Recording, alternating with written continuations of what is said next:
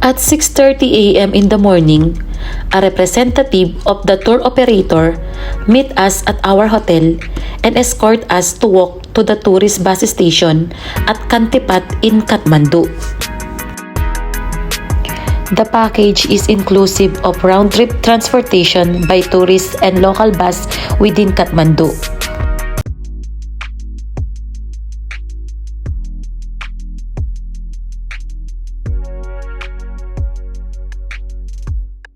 Before the trip, he will give you a form to fill up and sign like a basic information of yourself.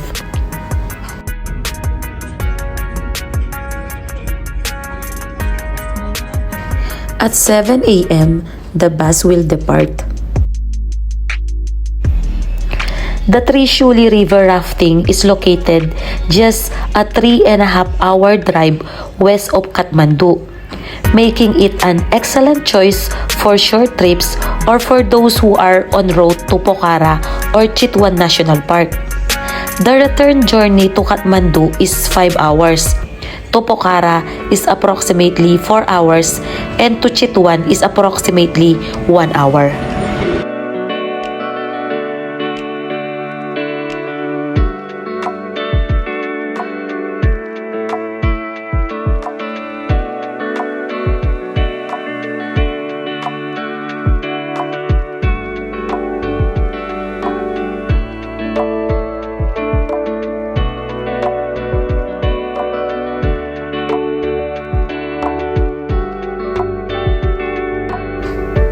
Around 9 a.m., we stop in one place to use toilet and to eat breakfast.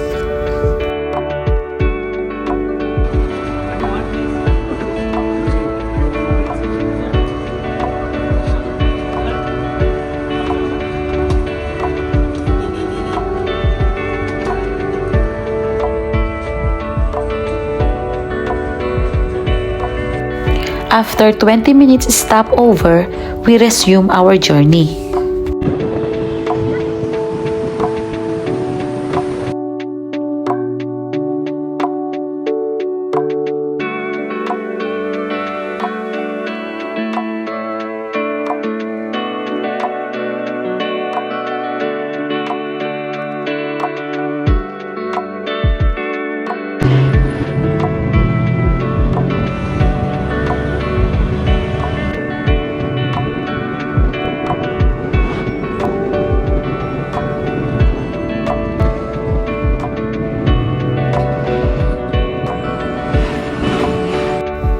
Finally, after almost 4 hours drive, we reach our destination.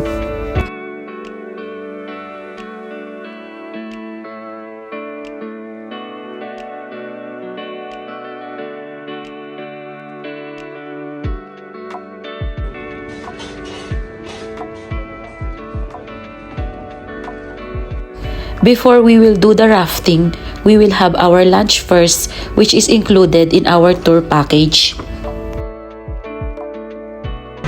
Yeah guys, so now we will having our lunch first before we will do the rafting.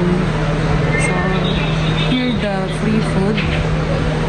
We have the chicken, I don't know what they call this dal, they call it dal, and some, I don't know what is this, so we'll try.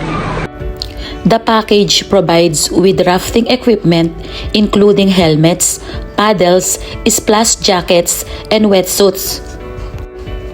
All participants, irrespective of their proficiency level, will be briefed about river rafting and safety procedures to be followed. You ready for adventure? Hey! Hello. Let's take a paddle high five. 1, 2, 3. Forward. Are you okay? Yes. Let's go. Paddle.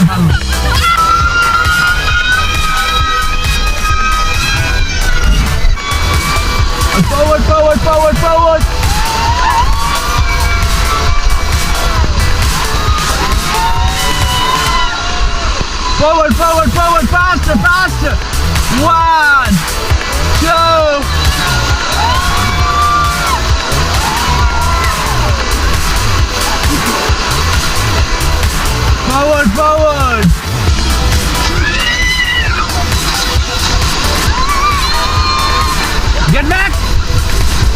Protect him!